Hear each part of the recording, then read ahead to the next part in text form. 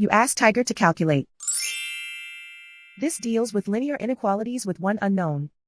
The final result is a greater than -9. Let's solve it step by step. Group all constants on the right side of the inequality.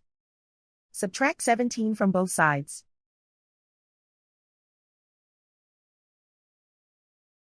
Simplify the arithmetic.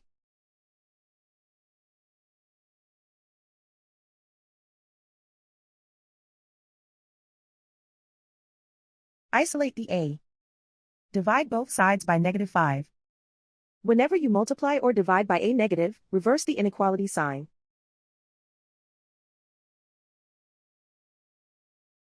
Cancel out the negatives.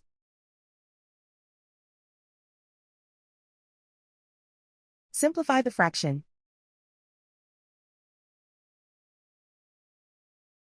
Move the negative sign from the denominator to the numerator.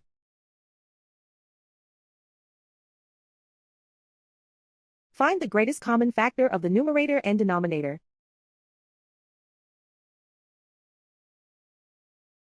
Factor out and cancel the greatest common factor.